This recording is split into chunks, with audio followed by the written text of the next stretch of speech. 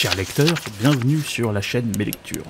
Si vous ne connaissez pas le format, l'idée ici réside dans la présentation d'œuvres hétéroclites, et aujourd'hui, j'ai décidé de vous présenter celle de Gilles Richard sur l'histoire des droites en France.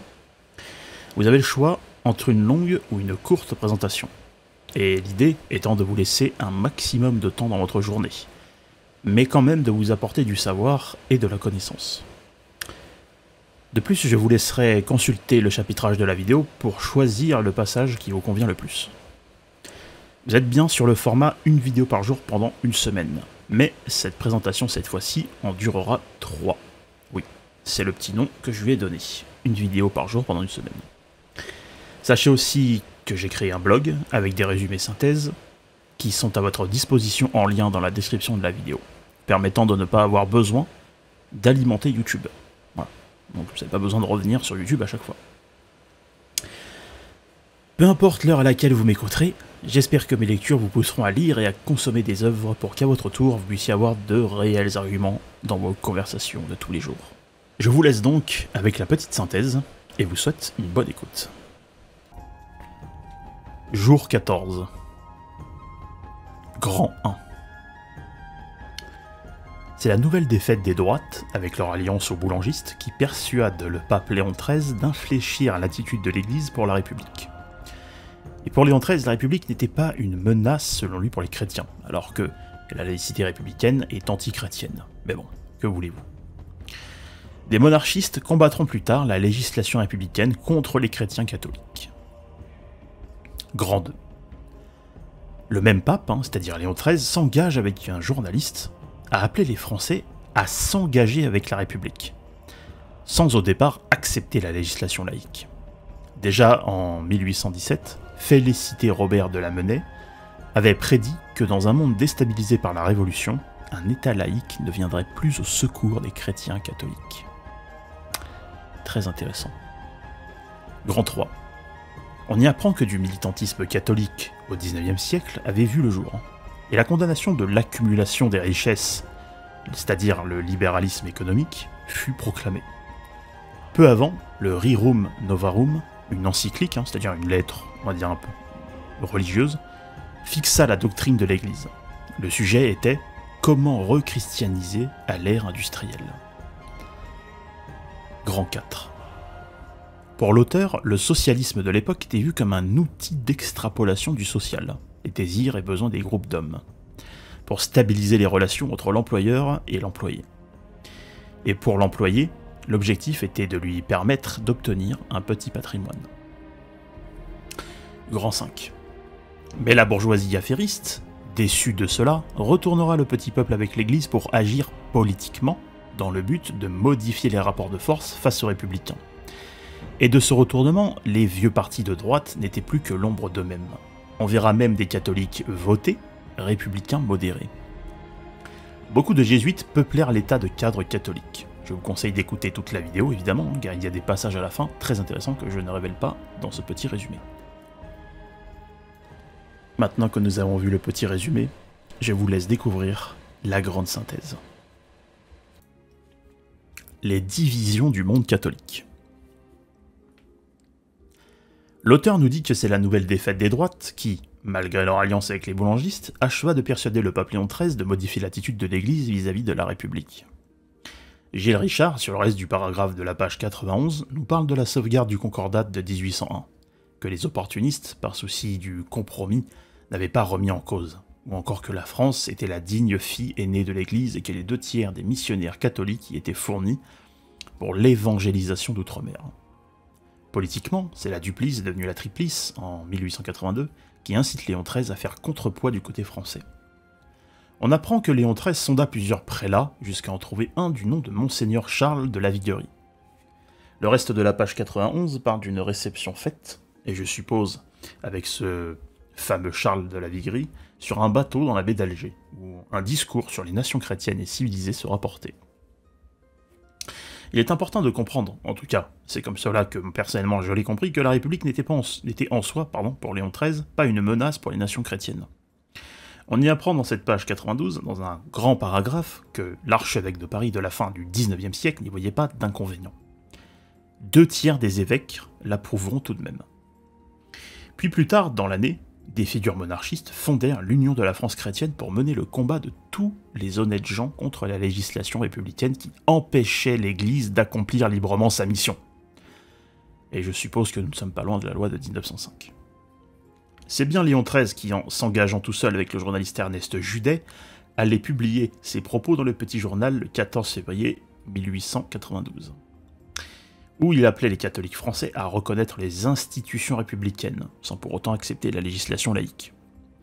Alors, je fais peut-être une incise, mais pour moi, ça me semble être un peu une espèce d'oxymore, on va dire, parce que les deux vont de pair. Voilà, bon, peu importe, mais ça me semble bizarre. L'auteur pour les divisions catholiques en France, dont on fait mention suite à l'encyclique parue dans le journal d'Ernest Judet, dont je vous parlais juste au-dessus, et raconte l'histoire du ralliement. Pour faire plus court, c'est l'histoire des catholiques en France et de leur ralliement à la Troisième République.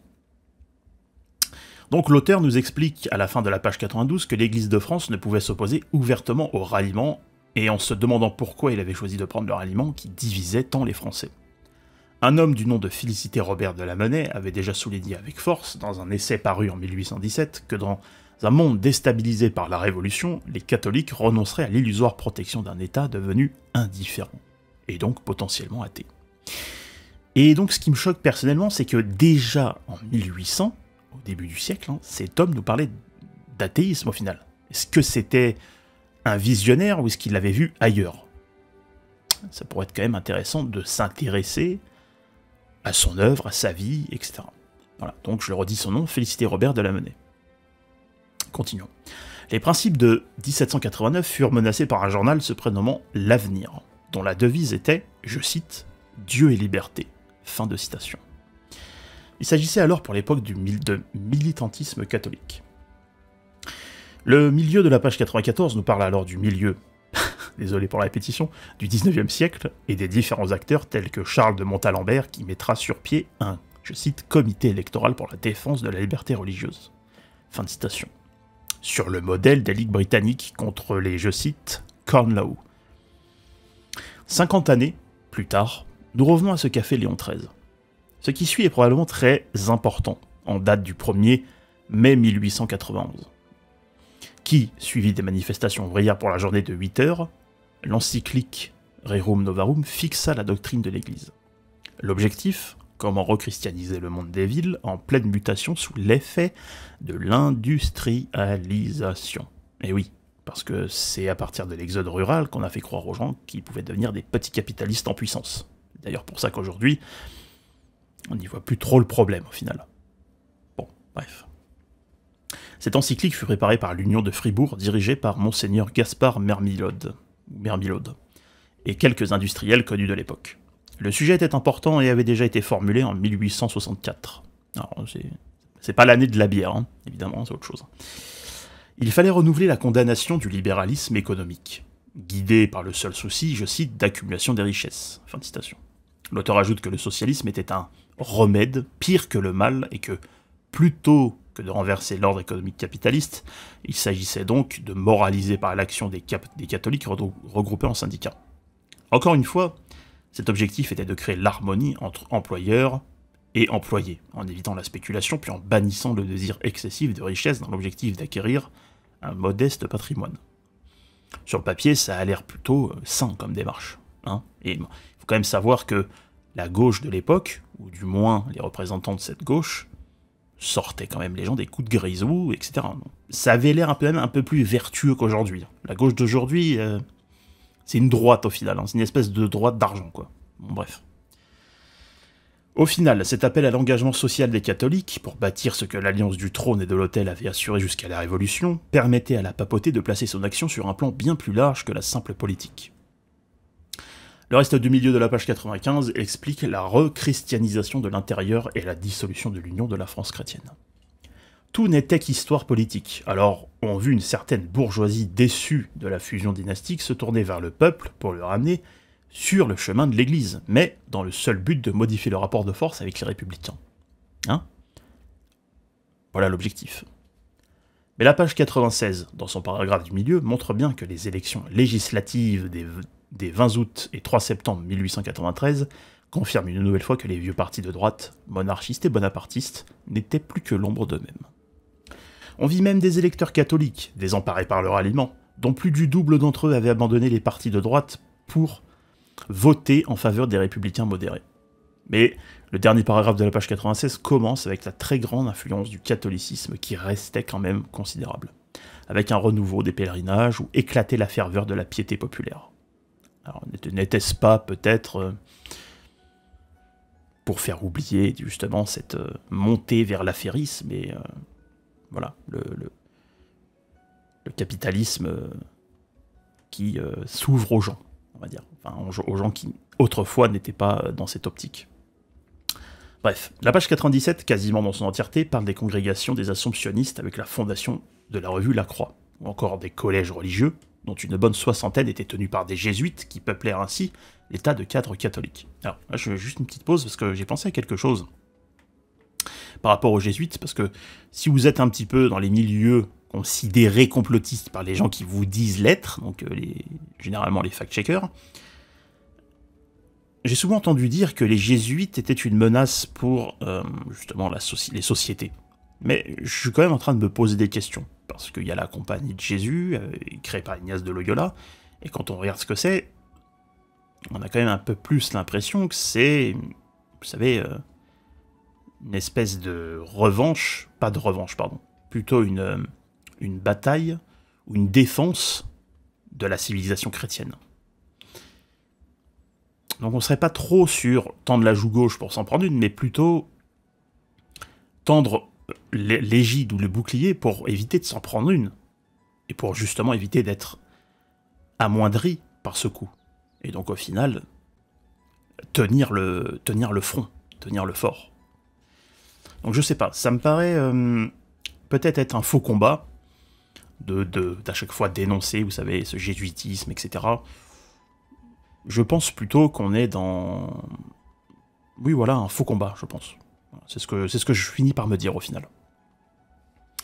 Enfin bon. Reprenons la lecture.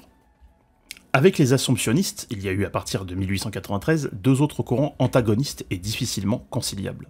Le deuxième fut des catholiques se disant être les bleus par opposition aux blancs, et accepter en nombre croissant la République, pourvu qu'elle fût modérée et préservant le concordat.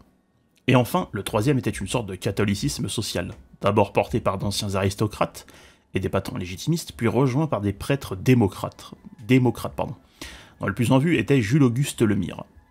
Pour la petite anecdote, le magazine La Croix proposait de doter le pays d'un nouveau drapeau tricolore avec son centre, le Sacré-Cœur de Jésus. Joli. N'était-ce pas une forme d'oxymore avec les principes profonds de 1789, c'est-à-dire déstabiliser ce qui est stable et mettre le trouble? Et oui, c'est une grande question qu'il faut se poser. Quand on vient déstabiliser quelque chose qui fonctionne plus ou moins bien depuis très longtemps, c'est comme pour les périodes de régence en France. C'est par ces périodes de chaos qu'on fait naître quelque chose. Mais qu'est-ce que c'est? Et qui va en prendre le contrôle? Qui va prendre le contrôle du récit de ce qui va naître? Telle est la question. Et quant à moi, je vous souhaite une excellente soirée, une excellente journée. Je vous dis à bientôt sur mes lectures. Et continuez à lire, tout simplement, voilà, c'est très important. Allez, que Dieu vous garde.